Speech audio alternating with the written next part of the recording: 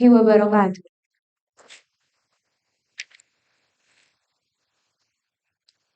Yang terhormat Dekan Fakultas Ilmu Sosial Universitas Negeri Padang. Yang dihormati Wakil Dekan Fakultas Ilmu Sosial Universitas Negeri Padang. Kepala Departemen, Ibu Bapak dosen, para undangan, serta lingkup mahasiswa Departemen Sejarah. Yang teristimewa kepada narasumber kuliah umum, Bapak Profesor Firdaus Pertama sekali, mari kita terus perbaharui rasa syukur kita kehadiran Allah Subhanahu wa Ta'ala.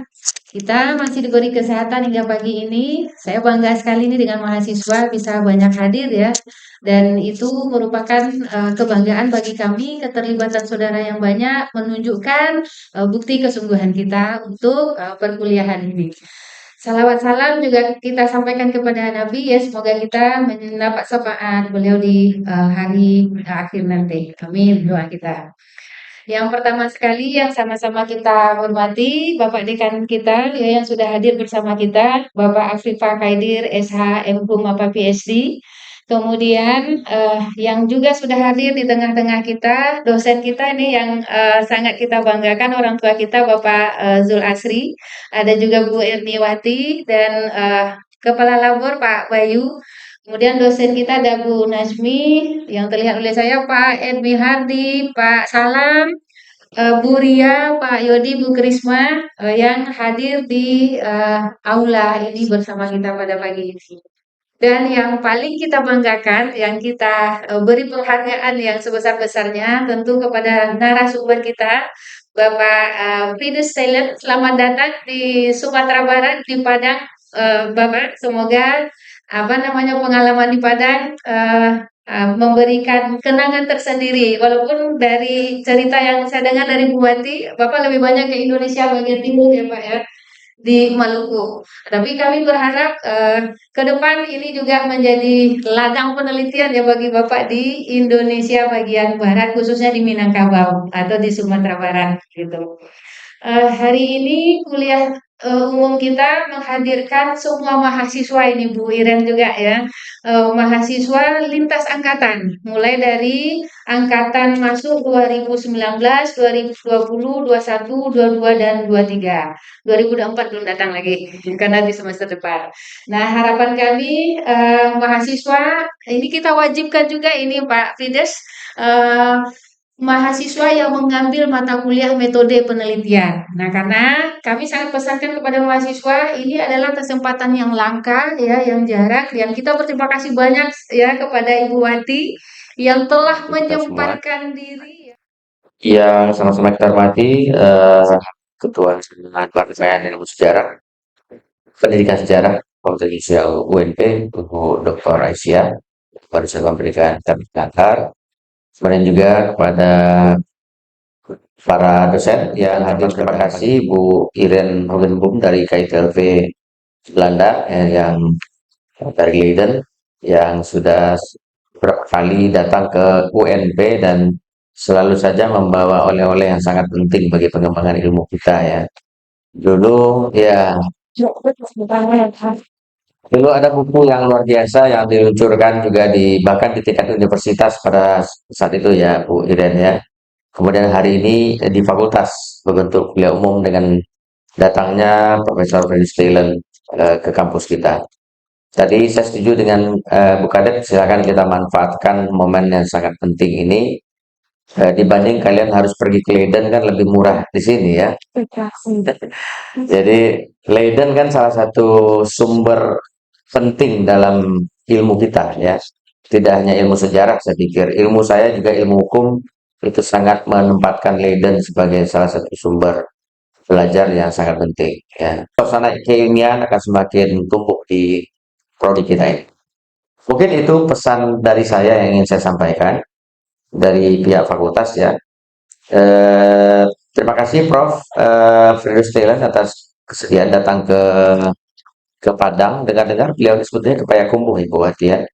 Payakumbuh kampung saya tuh Prof. It's my hometown.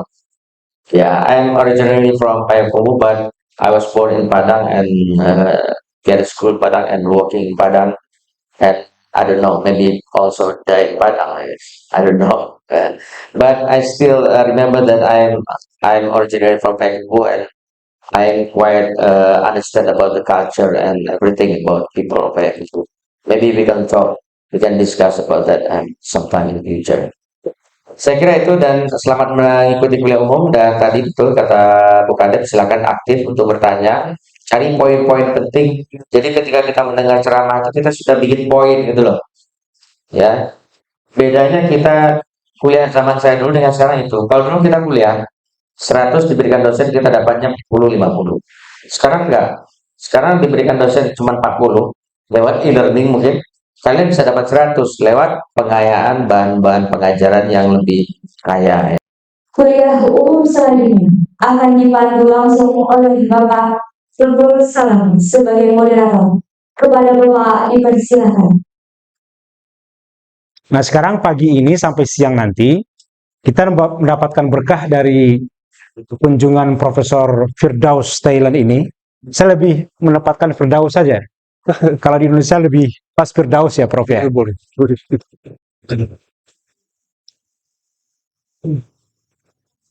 Ya, beliau ini ketika saya lihat profil beliau, ternyata beliau seorang antropolog, bukan sejarawan, ya Prof ya.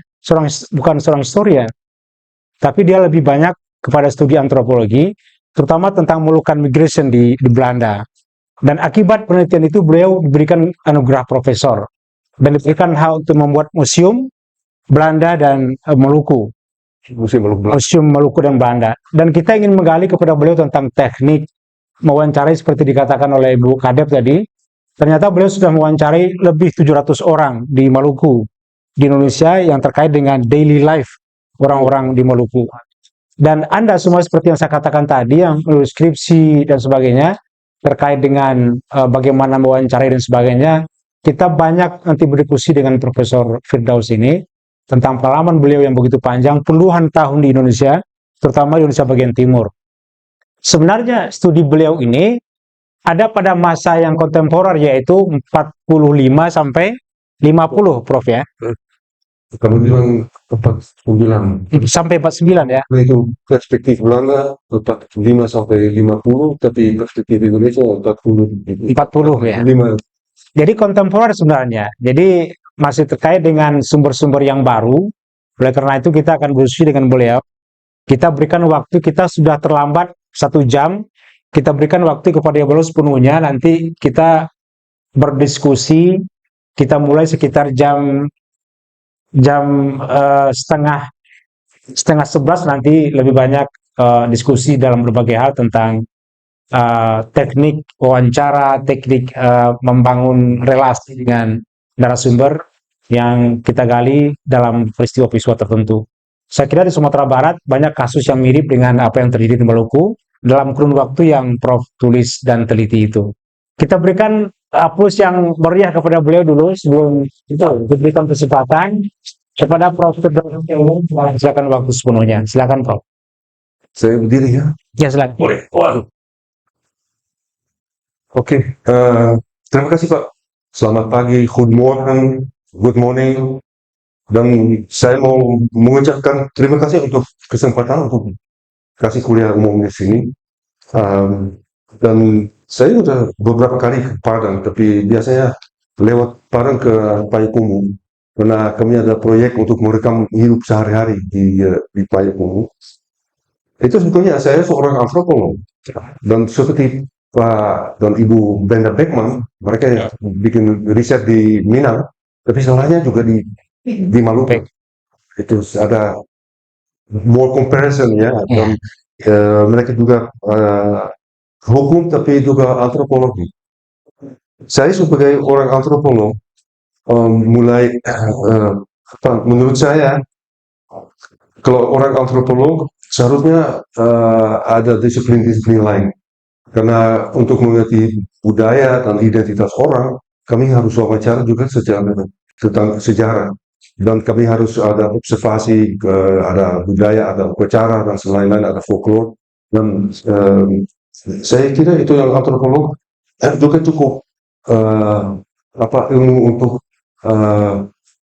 disiplin lain. Nah, saya mau hari ini saya sedikit masuk angin. Kalau suaranya sudah hilang, silahkan hilang supaya saya bisa. Dan kalau itu karena saya masih itu saya tidak menangis tapi masuk angin. Tapi saya juga emosional karena saya senang sekali di sini.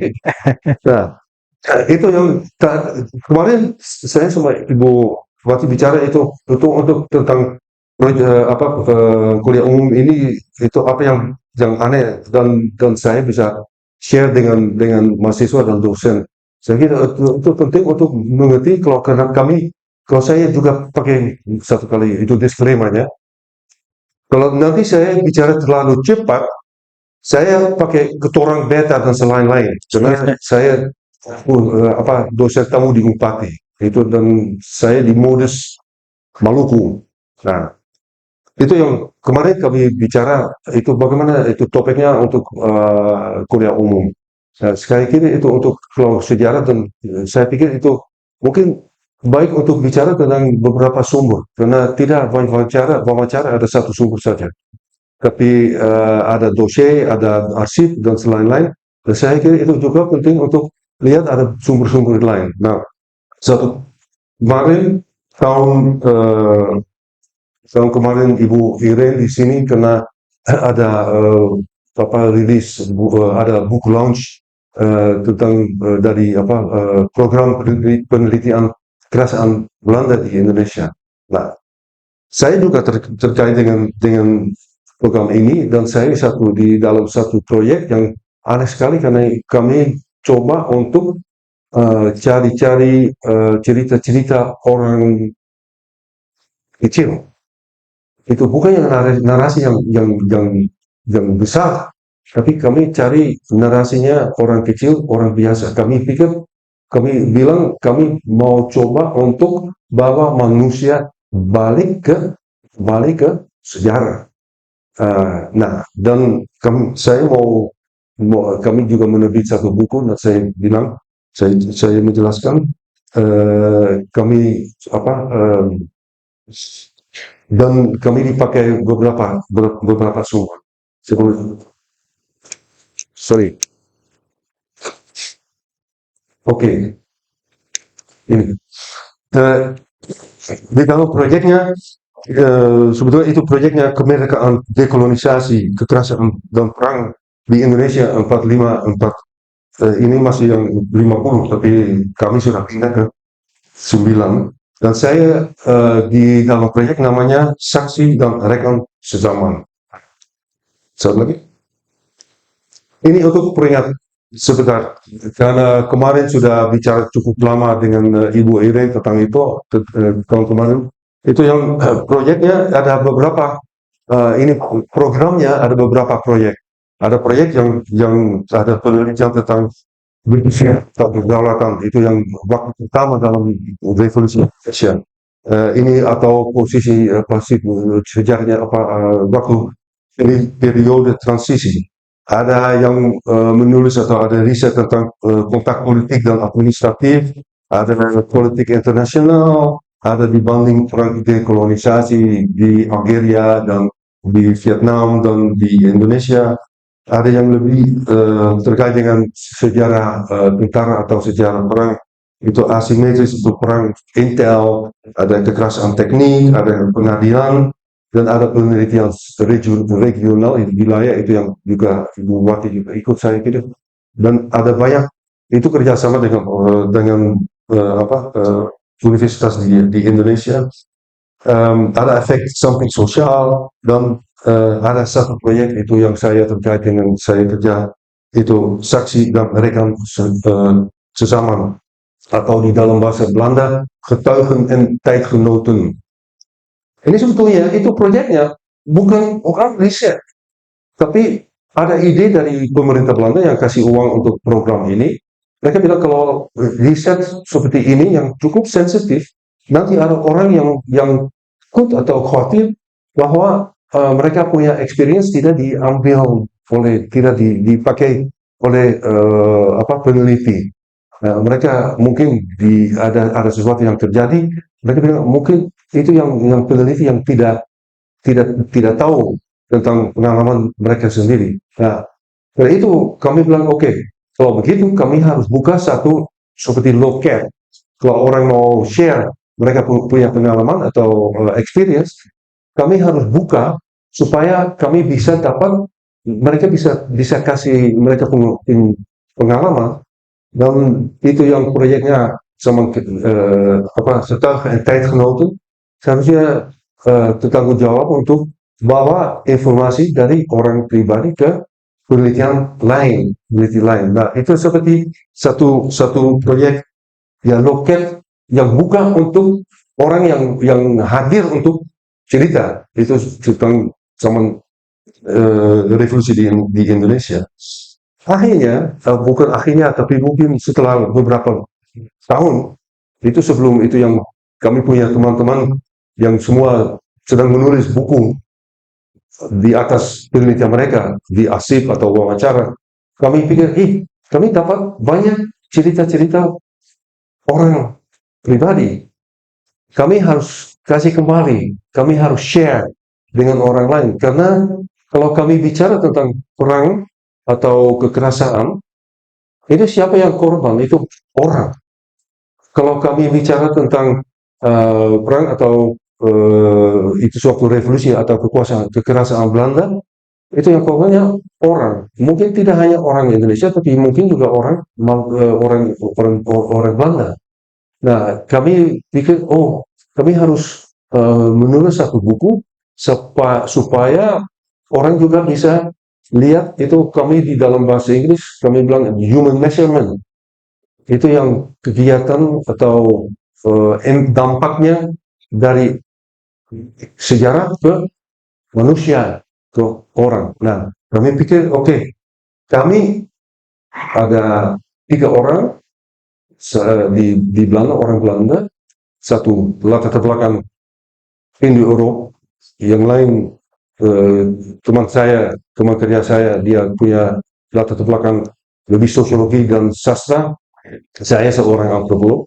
Kami mengundang seorang sejarawan dari UGM untuk ikut dalam menulis buku ini. Nah, kami menulis buku yang dengan esai-esai cukup, dan esai-esai di dasar sumber-sumber cukup beda.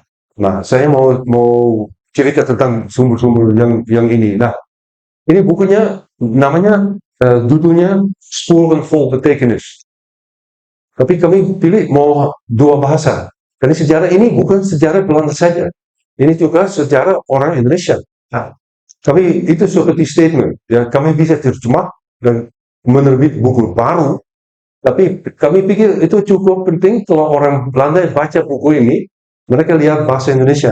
Supaya ini bukan sejarah kami sendiri, tapi juga ada yang lain. Nah, itu kami menerbit 2 buku. Ini Sporen vol Betekenis dalam bahasa Indonesia meniti arti. Tapi ada 2 buku untuk pasar 2. Ini pasar Belanda. Ini yang kanan kiri. Ini Sporen vol Betekenis. Kenapa ada perbedaan? Karena ada hierarki bahasa. Kalau lihat Sporen vol Betekenis di atas, maksudnya dominan. Itu meniti arti di bawah. Dan itu yang untuk bahasa Indonesia, meniti arti di atas, dominan, yang di bawah bahasa Belanda. Kalau di dalam bukunya, untuk bahasa Belanda, itu bahasa Belanda di kiri, bahasa Indonesia kanan. Untuk dasar bahasa Indonesia, bahasa Indonesia kiri, dan bahasa Indonesia kanan. Nah, itu kenapa kami mau begitu? Karena kami ingat bahwa itu topik-topik yang cukup sensitif, dan kami harus menjelaskan message-nya. Itu cerita orang kami tidak mau orang yang mengganggu karena mereka pikir ini selalu bahasa Belanda di atas atau yang paling dominan. Getuigen en tijdgenoten itu proyeknya, itu bagaimana kami cari informasi. Ini satu gambar, itu sewaktu kami sudah mulai, itu seperti launching of the project. Saya wawancara dengan orang veteran Belanda dengan satu generasi pertama Indo-Eropa yang pergi ke Belanda saya kira tahun 46, dan generasi kedua yang pakai mikrofon itu, generasi kedua anaknya. Nah, itu kami mau wawancara pribadi, ada wawancara dengan grup dan selain-lain ini untuk menjelaskan kepada orang. Kami kalau ada cerita-cerita silahkan datang. Nah, itu saya kira itu yang fotonya itu ikut jelas karena ada sesuatu yang tidak ada. Apa yang tidak ada? Orang Indonesia. Nah, ini semua orang yang tinggal di Belanda. Nah, ini satu maksudnya itu kalau kami hanya berfokus dengan cerita-cerita orang yang itu Eropa atau veteran Belanda, kami tidak bisa mengerti posisi atau sejarah cukup luas. Kami harus cari informasi di Indonesia.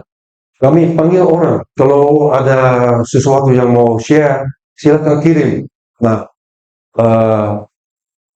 ini satu itu yang bikin foto-foto ini, Stephanie itu teman saya. Kami sudah dapat banyak foto, ada album dan selain-lain. Kami dapat baru cerita baru cukup banyak dari orang yang kirim. Dan itu ada surat, ada foto, kami wawancara dan selain-lain. Maksudnya kami cari sumber-sumber yang berbeda. Iya, oke. Oke, saya mau ke beberapa sumber. Itu yang pertama. Kami ya. Oke, ini sumber-sumber dokumen-dokumen pribadi. Ada orang yang share foto album. Itu bagaimana kami bisa foto album dipakai untuk sumber sejarah, untuk menulis sejarah.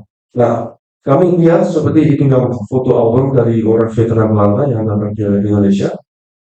Mereka bikin foto dan simpan di foto album. Nah, kami lihat bahwa ada patron. Itu mereka bikin foto di Borobudur. Mereka bikin foto di Prambanan. Mereka bikin foto di kota karena jalan-jalan santai. Maksudnya kami lihat bahwa perang atau masalah Belanda atau revolusi atau sejarah tidak hanya aktivitas tentara, tapi mereka juga santai-santai. Tapi di dalam foto album kami juga lihat ini patron santai-santai itu seperti mereka pariwisata. Dan kadang-kadang kami lihat ada korban. Kami harus pikir, kenapa dia itu di dalam foto albumnya juga ada korban. Korban yang mana? Ini korban yang mereka punya teman dari tentara Belanda, atau juga ada korban orang Indonesia yang dikorbankan oleh tentara Belanda. Kami coba untuk mengerti maksudnya. Nah, kalau kami punya beberapa foto album, kami juga lihat bahwa kadang-kadang itu foto-foto sama. Maksudnya itu mereka itu dulu mereka share. Dan kami harus coba untuk mengerti kenapa atau yang mana. Kalau kami bisa lihat ada patron, itu yang foto-foto yang mereka share, yang mana mereka share. Dan kami coba untuk cari informasi. Karena itu kalau ada foto-foto yang sama di beberapa foto album, mungkin mereka dari resimen yang sama atau bagaimana. Nah, itu satu indikasi untuk coba untuk mengerti lebih baik. Kalau ada tulisan, itu tulisan apa? Mereka tulis apa? Kami bisa dari tulisan dengan foto, kami bisa mengerti apa mindset mereka. Nah, kadang-kadang itu juga ditulis di meniti arti. Ada foto dari itu mereka bilang Babu, perempuan yang bantu veteran itu tentara Belanda. Bagaimana mereka menulis tentang Babu? Mereka menulis jelek atau dengan menghargai, menghormati atau tidak. Kalau jelek, kami bisa mengerti itu mereka punya posisi dengan bagaimana mereka pikir tentang orang Indonesia, orang pribumi. Nah, itu satu contoh untuk mengerti posisinya. Kami bisa baca tapi juga bisa dapat dari foto-foto auto. Nah, itu satu. Dan ada yang lain, ada orang yang kasih kirim bisa kemana? Ya, surat ini surat-surat yang dikirim ke Belanda. Nah, kebanyakan surat kami dapat itu tidak banyak di Indonesia. Nah, saya bisa mengerti kenapa tidak ada banyak surat yang dikirim di Indonesia, karena di Indonesia veteran atau kerelawan mereka juga dekat dengan mereka punya rumah, mereka bisa pulang atau mereka bisa kasih kabar lewat teman-teman yang pulang, mereka bisa kasih kabar dan informasi mereka punya sendiri. Tapi di Belanda, kalau mereka kirim dari Belanda ke Indonesia, mereka kirim surat dan menyerita apa yang terjadi. Tapi kalau kami mau baca surat sebagai sumber sejarah, kami harus ingat itu yang sumber seperti setiap sumber penulis juga sumber terbatas. Kenapa terbatas? Karena kalau dia ada veteran yang menulis surat ke dia punya mama, dia tidak mau mamanya, ibunya khawatir.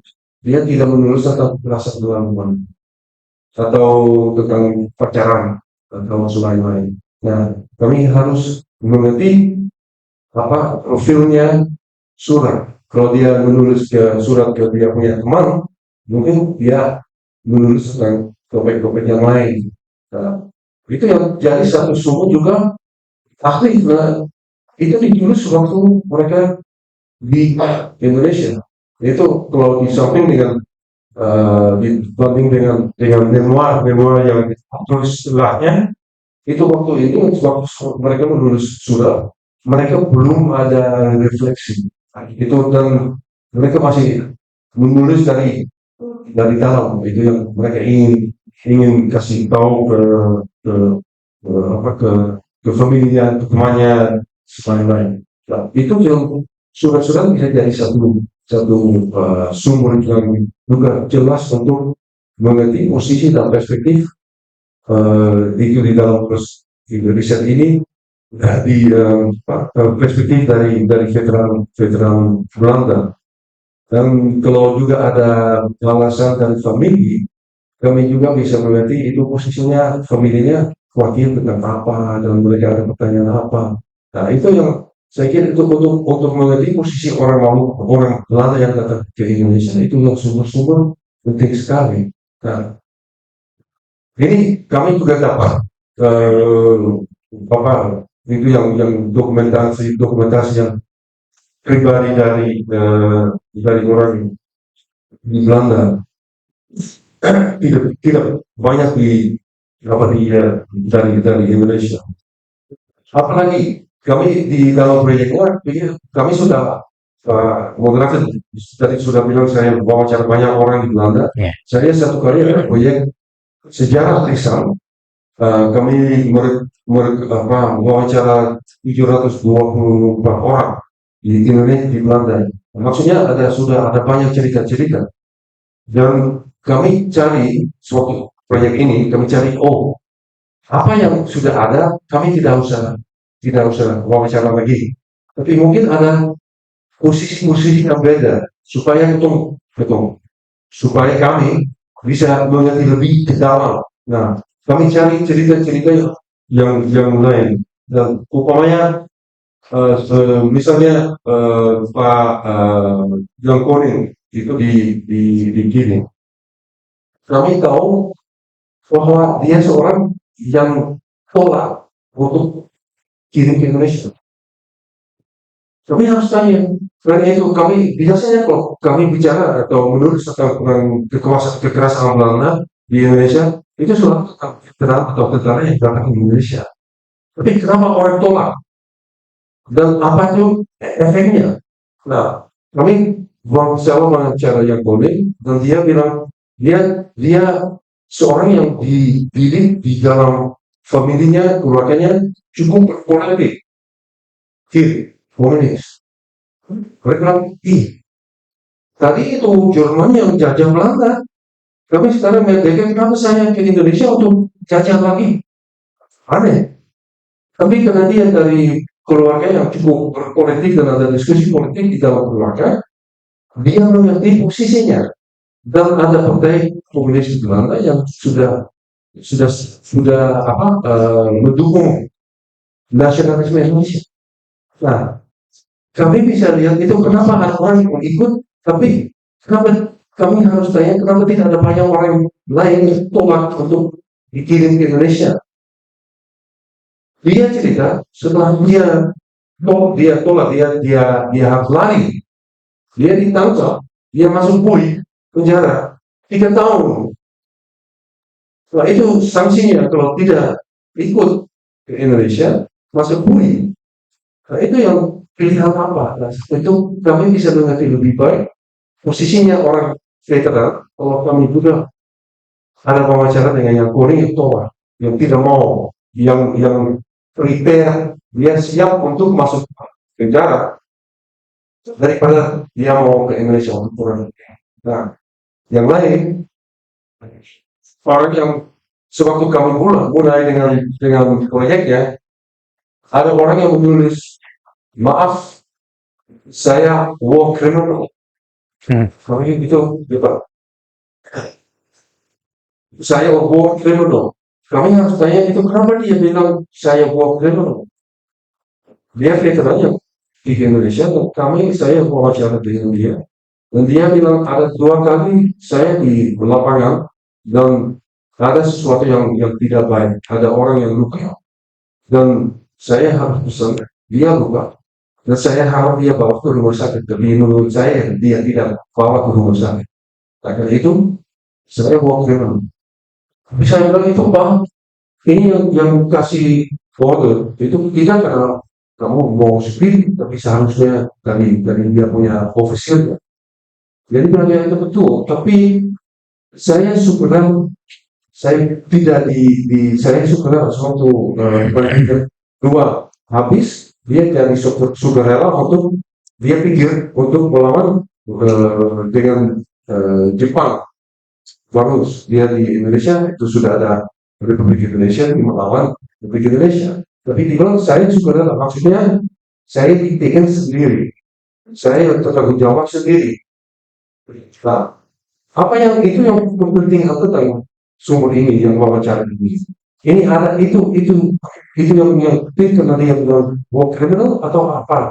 Nah, menurut saya itu yang lebih penting adalah untuk mengerti apa yang pentingnya efeknya dari keputusan pemerintah Belanda.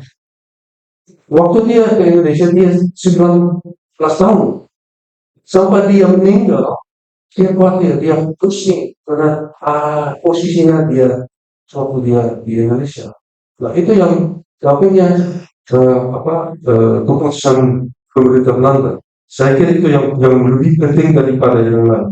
Nah, ini 2 contoh dari Belanda, itu posisinya orang kenapa mereka ikut atau tidak ikut seperti yang Koning, yang lain kenapa dia ikut sebagai sukarela. Tapi kami juga harus mengerti itu posisinya orang veteran Indonesia. Setiap kali kalau saya ke Indonesia, saya coba cari veteran untuk wawancara supaya karena mereka tidak tahu kami di Belanda mau wawancara, saya cari-cari. Saya di Ambon, di Maluku, dan teman saya dari Pati bilang, ini ada orang dari Solo yang dulu ikut relawan di Belanda Belanda, dan dia masih muda, dan saya pikir saya bisa wawancara dia. Ini Pak Kuncoro dia mendirikan, kenapa dia ikut dalam relawan, kenapa dia melawan Belanda? Dia bilang itu karena ini untuk saya kira tidak apa yang saya mau cerita sekarang itu sudah jelas untuk orang Indonesia, tapi untuk orang Belanda itu masih baru. Itu di Belanda dia cerita Belanda sudah gagal 1942 sewaktu Jepang masuk. Jepang gagal, Indonesia merdeka. Beberapa tahun kemudian setelahnya, mereka mau keluar. Itu aneh. Kami tidak mau terima Belanda lagi. Itu karena itu dia melawan. Nah, sekian itu yang diceritain kita untuk orang Belanda cukup penting untuk mengerti apa orang Indonesia yang muda ikut dalam gerilya dalam perang dengan Indonesia. Nah, saya mau kasih satu contoh itu dia seorang veteran Belanda yang dia bukan saudara, tapi dia ke Indonesia setelahnya dia masuk sosiologi setelah perang setelah tentara dia jadi sosiologi, tapi dia selama hidup dia tidak bisa bicara tentang pengalaman dia di Indonesia karena istrinya dan keluarga istrinya tidak setuju. Mereka bilang kamu dulu nakal, itu tidak harus ke Indonesia, dan itu setelah menikah dia baru mulai bicara tentang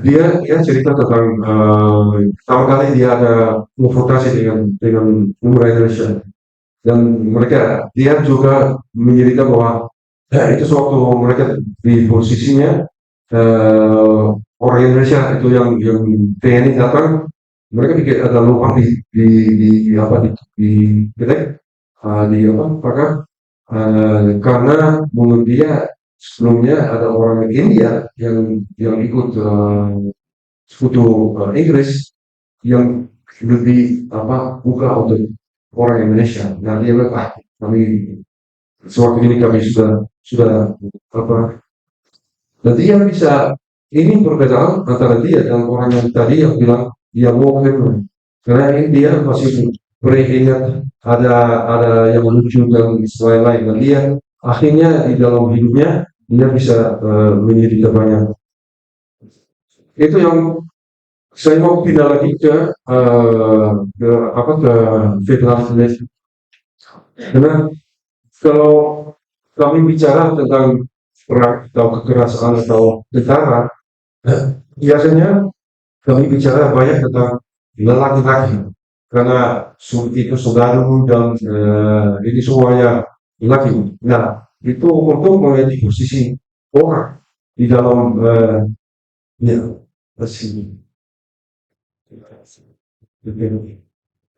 di Ambon untuk dilakukan kami pikir itu untuk posisinya di dalam perang atau kekerasan Belanda itu waktu sebelum tidak hanya lelaki.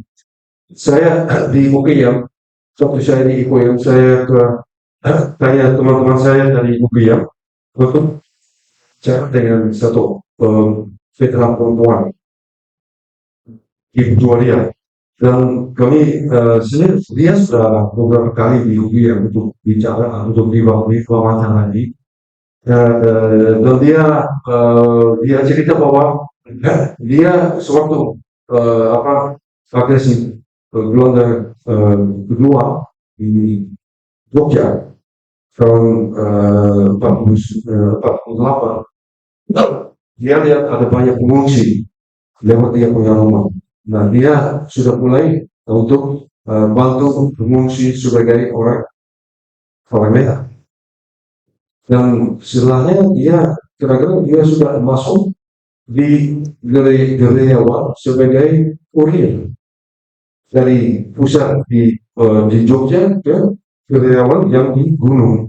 Nah, dia juga cerita bahwa sesuatu yang satu kali hampir ditangkap oleh tentara Belanda dengan dia bawa pistol dan selain-lain. Itu yang saya kira itu yang cerita penting untuk karena kami harus lihat itu posisinya orang perempuan di dalam Frank American Indonesia.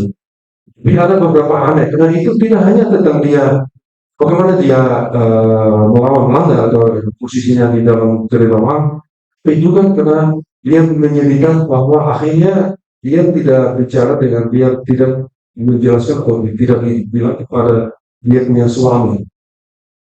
Karena dia pikir kalau saya bicara ke suami, dia tahu saya veteran. Mungkin suaminya yang tidak veteran merasa tidak enak. Nah, itu maksudnya itu bagaimana itu posisinya, itu sejarahnya, itu dampaknya untuk orang di setelahnya. So, saya wawancara, itu yang dia sudah wawancara beberapa kali, diwawancari beberapa kali oleh mahasiswa dari UB ya. Saya wawancara dan saya tanya, itu setelah Belanda mundur, ibu kemana? Ibu sudah berhenti dengan secara kerjaan atau kembali ke sekolah karena dia 15 tahun suami. Ya enggak, saya diurus ya pertandingan Hezbollah. Oh, ini aneh karena itu yang teman-teman saya dari UGM tidak tahu, dia belum cerita begitu. Itu pokoknya itu biasanya kalau bicara tentang federal melawan Belanda, tapi itu ya juga ada perang-perang atau ada konflik lebih banyak yang tidak dicerita. Nah, itu yang untuk mereka juga jadi spesial.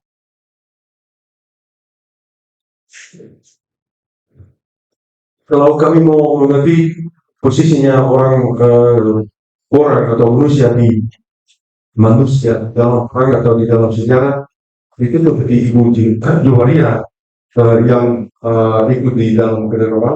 Kami juga cari informasi atau cerita-cerita dari perempuan Belanda, dan ada beberapa, ada perempuan yang seperti kanan yang anggota pasukan Belanda, pasukan perempuan dari Kiel, tentara kolonial atau dari angkatan laut, dan itu penting itu mengerti karena itu kalau kami lihat TNI atau tentara biasanya itu dominan orang laki-laki, dan atmosfernya juga dominasi oleh laki-laki. Bagaimana itu posisinya orang perempuan, dan ada tugas-tugas yang lain seperti yang kiri itu mereka jadi sekretaris atau perawat dan lain-lain. Itu untuk memiliki posisi manusia di dalam perang. Kami selalu harus cari informasi dari beberapa pihak supaya kami dapat tidak hanya yang cerita-cerita rata-rata, tapi juga yang lebih beda supaya kami bisa lebih ke dalam.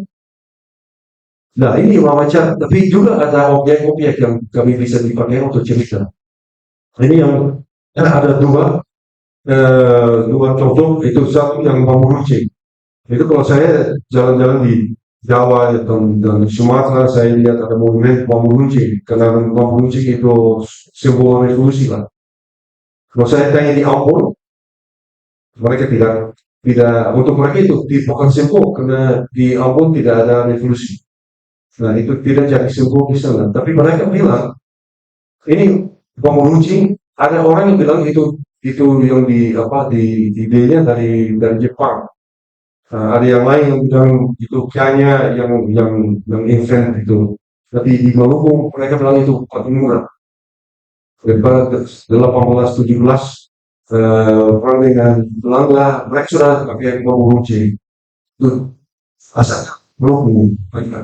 Saya tidak tahu itu benar atau tidak, tapi saya kira itu yang penting, bahwa ada satu simbol yang jadi satu simbol untuk melawan, untuk gerila, untuk dan tidak hanya 45-49, tapi juga bisa, dan ada diskusi, dan diskusi yang itu yang Jepang yang introduksi bambu runcing ini juga jadi ini jadi satu sumber untuk mengerti bagaimana mereka ada orang mereka interpretasi sejarah.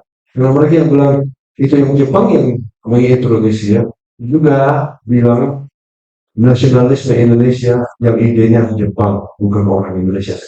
Nah, kami lihat ada satu sumber yang kami bisa eksplor lebih ke dalam. Yang lain ada medali dari Odin yang ikut sejarawan yang ikut dalam buku Meneliti Arti. Dia karena kalau itu seperti tadi itu itu keluarga. Rupanya selalu bicara tentang klub veteran melawan Belanda. Nah, suatu opanya meninggal, dia dapat dia dapat medalnya dan mungkin dua hanya terkait dengan 45 49. Yang lain semua jam itu di Aceh, di Maluku dan di tempat-tempat lain. Maksudnya untuk mengerti posisi orang veteran di Indonesia, kami tidak hanya boleh lihat apa yang terjadi lewat tahun 45 49 dan tidak hanya itu konfliknya dengan Belanda. Ya, itu yang lain ada satu monumen di Belanda. Itu monumennya kami bilang itu monumen Hindia Belanda. Tapi itu khususnya untuk orang yang meninggal sewaktu Jepang penjajahan Jepang itu Perang Dunia Kedua. Itu di Den Haag. Dan setiap 15 Agustus ada upacara untuk peringatan untuk commemoration orang yang meninggal sewaktu Perang Dunia Kedua di Asia, di Indonesia dan di Thailand dan selain-lain.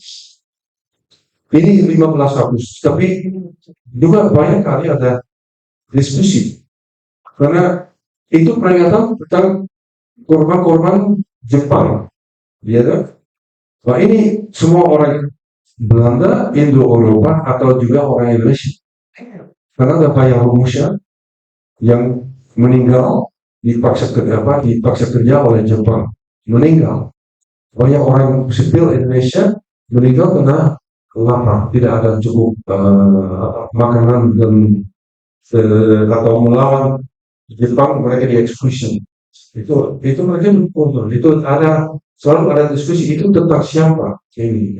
Dan beberapa tahun yang lalu ada itu sebelum upacara 15 Agustus ada orang yang ada grup yang catat graffiti, mereka catat merdeka atau mati, kami belum lupa 4 juta korban 17 Agustus 45. Nah, ini satu grup yang di dalam deskripsinya mau bilang jangan lupa korban Indonesia, tapi kenapa mereka catat monumen begini? Yang itu monumen yang dihargai untuk orang, itu untuk peringat orang korban. Nah, itu tepatnya itu yang seperti platformnya untuk diskusi. Nah, ada orang yang tidak setuju, mereka bilang itu jangan berada di monumen yang sensitif seperti ini. Lihat, kenapa saya pikir itu satu monumen yang graffiti ini seperti cerita dan jadi sumber tentang bagaimana kami ingat dan orang Indonesia. Ada pihak yang menilai ada diskusi zaman. Dan saya coba untuk mengerti graffiti. Kami belum lupa. Itu seperti ada perjanjian nanti sudah lupa. Saya kira kalau orang di Indonesia tulis itu kami tidak lupa. Lebih jelas. Nah, Odi yang teman-teman yang ikut dalam Meneliti Arti, dia pergi ke monumen dan dia pikir itu monumen itu artinya monumen untuk saya apa? Dan dia bilang ya sebetulnya itu yang korban-korban Jepang, orang Indo-Eropa dan orang Eropa, mungkin saya tidak cukup menghormati karena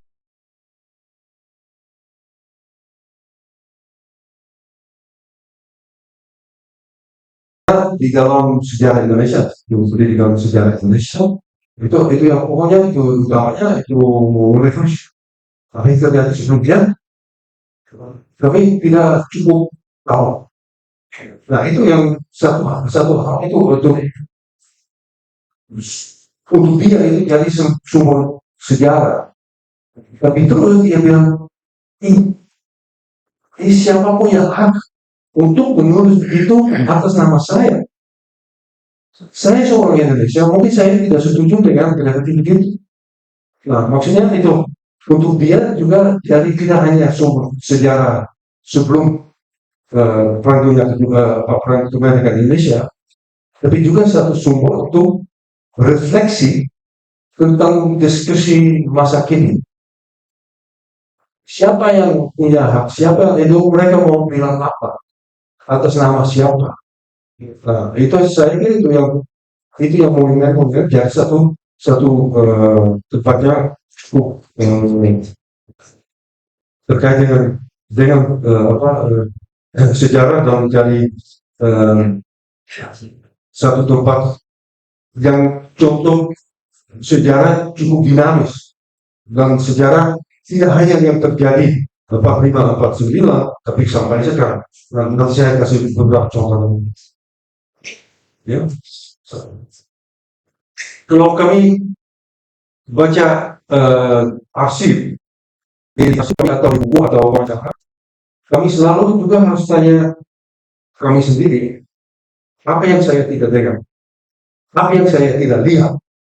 Kalau kami lihat di baca arsip, dossier, kami selalu harus pikir itu ada orang yang bilang itu against the grain. Harusnya lihat apa yang menulis, tapi apa yang tidak menulis. Di mana ada kediaman, ada yang tidak dicerita. Nah, kalau saya lihat di Belanda, tidak hanya di Belanda, tapi saya kira di mana-mana tentang kemerdekaan Indonesia, itu seperti ada veteran Belanda yang menulis biografi atau memoir.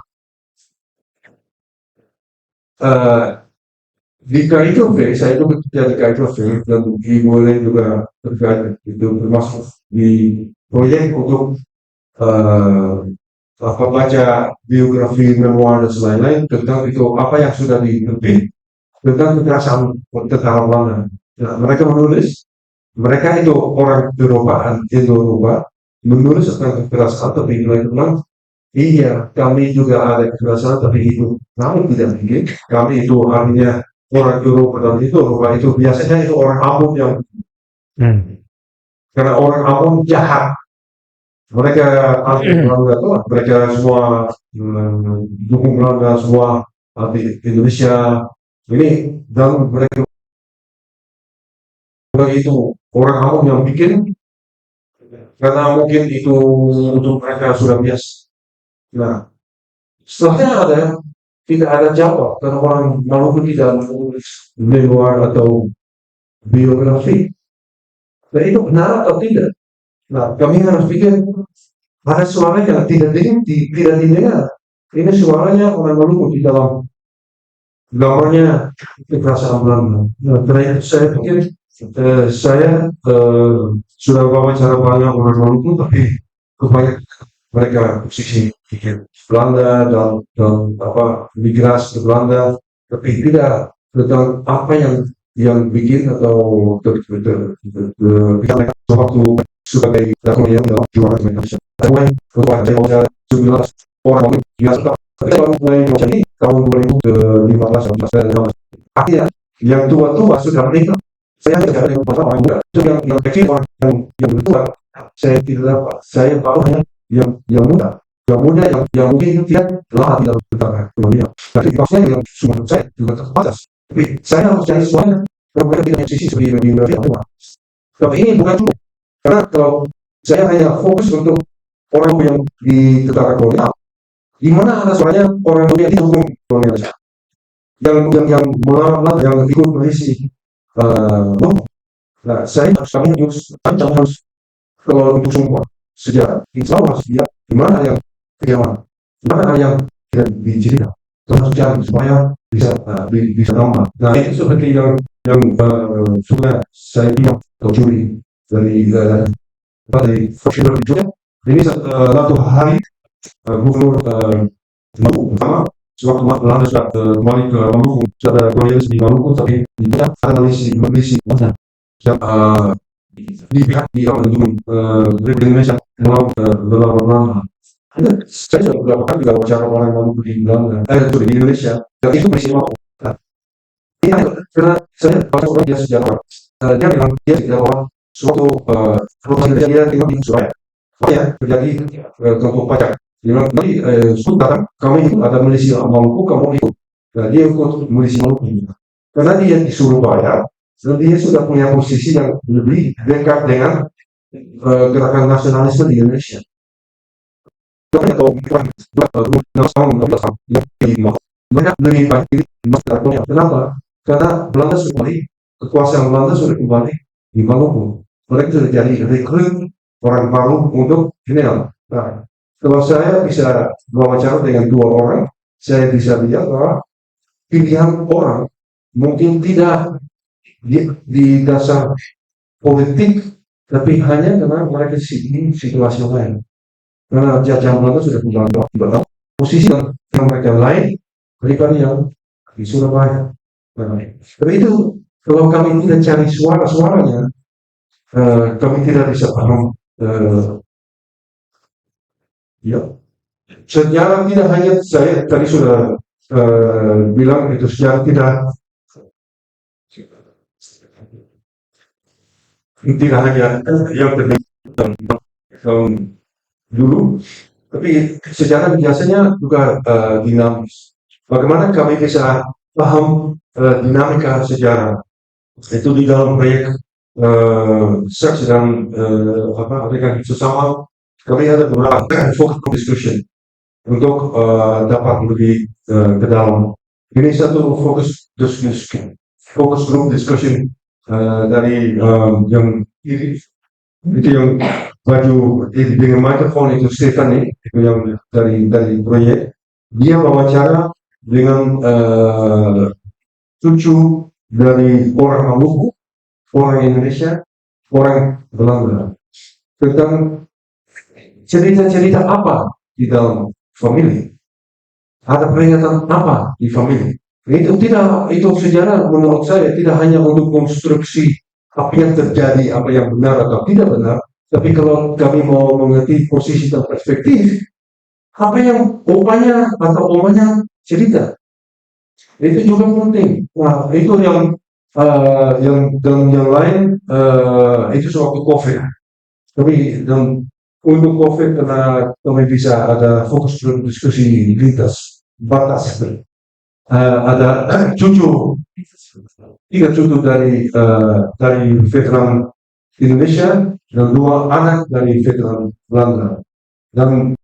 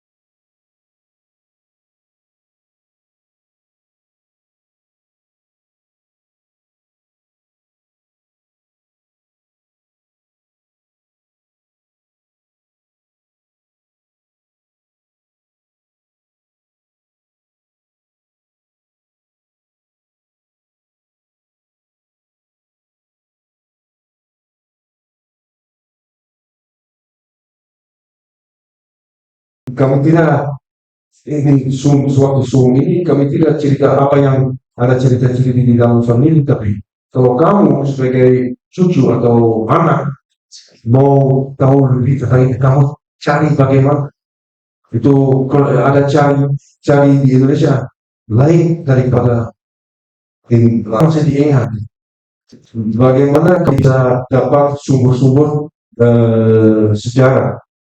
Nah itu yang Stephen Fanny lagi kan tengah-tengah di atas itu saya. Tapi itu saya kira itu juga satu cari cara lain untuk mengerti sejarah dan dinamik sejarah. Bagaimana sejarah sampai sekarang masih hidup. Nah, saya kembali karena sudah bicara sedikit tentang focus group discussion. Kami pikir oke, untuk mengerti posisi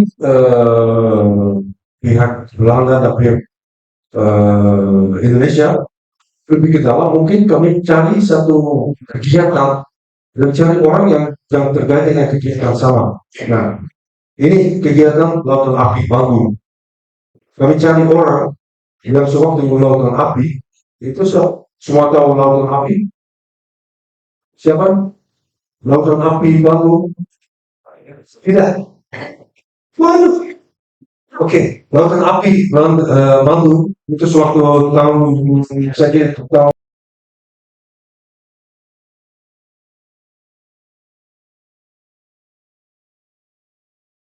46 di Bandung sudah ada banyak orang Eropa dan Belanda dan Eropa, dan di selatan ada TNI, ada konflik banyak, dan TNI mau mundur, dan sewaktu mereka mundur ada rumah-rumah dibakar, itu jadi lautan api Bandung. Nah, kami itu yang di kiri itu monumen lautan api, dan garis besar, garis demarkasi itu jalur kereta api, itu yang suatu dulu, bahkan itu yang dua. Kami cari beberapa orang yang berumur kira-kira 15 tahun, 13 tahun sampai 15 tahun sewaktu lautan api yang di kiri. 3 orang kami, dan mereka mencerita apa yang lihat mereka, posisinya mereka sewaktu ini. Tapi saya kira ini yang pihak mana. Mereka tidak tahu apa yang terjadi di sebelah sana lewat kereta api. Nah, saya harus ke Bandung untuk dapat informasi. Saya wawancara Pak Sidi di ini yang kanan. Itu lucu, saya pergi ke kantor veteran. Saya tanya, masih ada saksi lautan api? Ya, Pak Sidi ada. Nanti panggil, besok kembali. Nah, besok saya kembali. Saya dulu sama Pak dengan Pak Idi dengan beberapa teman dia. Sampai sekarang saya tidak tahu apakah mereka mau ikut untuk dengar ceritanya Pak Idi, atau mereka sudah tahu dan mau dengar bagaimana Pak Idi mencerita kepada orang bule. Nah, mungkin itu juga. Nah, itu tapi itu yang saya ingin penting supaya kami bisa samping itu yang cerita-cerita dan experience dari orang di Eropa di utara dengan apa yang terjadi di selatan. Ya. Suara. Ini yang Kita berkumpul malam tanggal 23 itu kita yang satu kelompok harus duduk di stasiun Bandung. Di stasiun Bandung, dan dari itu kita jaga bila mana dari masing-masing dari utara. Kan ini kalau kita dengan utara itu yang mungkin bangun saya dulu. Saya di situ sampai jam awal. Tapi saya dari umum harus pakar ini baru bertanggung, tapi saya tidak ya, saya diam aja, tidak ada perintah ya. Saya yang belakang ini sudah merah. itu yang supaya mereka ada dua pihak. Oke, saya mau ke Bina. Kita berkumpul malam. Oke, ini tentang tempat kenangan. Karena juga jadi seperti tadi monumen di Belanda, Itu yang cerita banyak. Tadi saya bilang saya merekam hidup sehari-hari di Payakumbuh. Sudah dari pertama kali 2004, setiap 4 tahun saya kembali.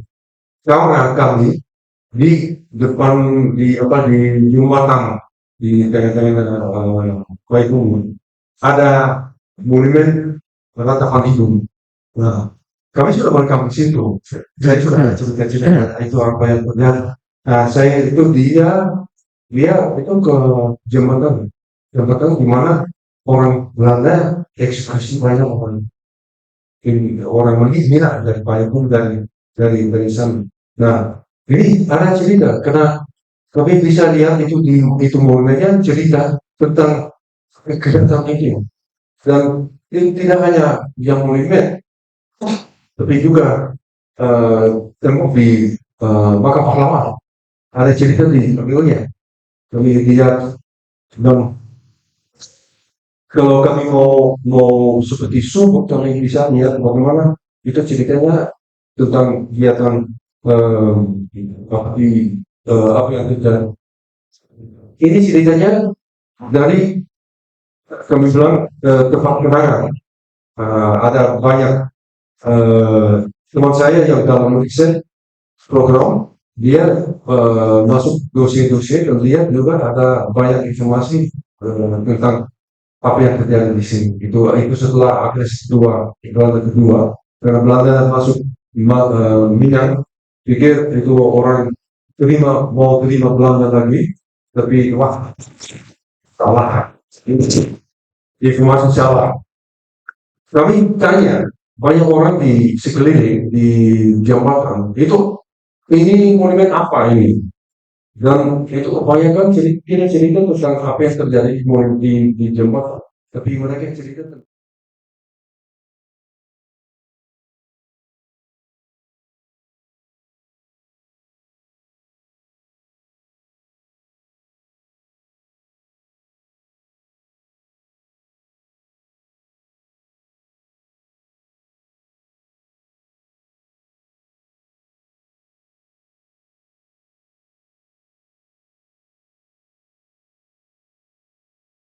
Ya. Dan ini tentu satu hal yang perlu kita diskusikan, kita berbincangkan dengan beliau. Kalau misalnya Prof. Firdaus ini bicara tentang orang Maluku yang merupakan bagian dari Indonesia dalam daily life terkait dengan postkolonial, saya kira nggak menutup kemungkinan ada orang Menarik, terasa sekali ketulusan Prof di sini untuk membangkitkan kepedulian kita, terasa sekali kepedulian Prof terhadap sejarah kita, sejarah negara Prof dan sejarah negara Kian tentunya. Yang ingin saya tanyakan di sini, dalam penelusuran sumber sejarah lisan itu, seperti Prof melakukan, mungkin ini sejarah dengan lisan, tapi mungkin lisan lebih spesifik untuk instrumen meneliti bagian aspek yang sensitif. Kalau tidak, bagaimana persiapan untuk kita itu melakukan penelusuran terhadap seperti foto atau wacana dan lain yang ada penyerahan plakat terlebih dahulu pada narasumber kita. Plakat diberikan dari Bapak Bayu kepada narasumber kita kuliah umum pada hari ini. Kepada Bapak Bayu dipersilakan.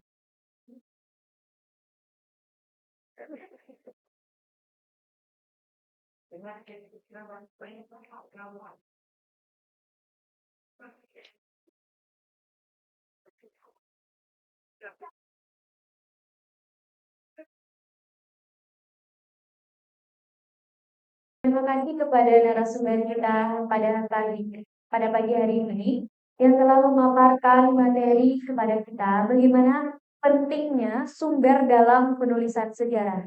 Semoga kedepannya kita dapat menerapkan berdasarkan paparan yang diberikan oleh narasumber kita pada pagi hari ini.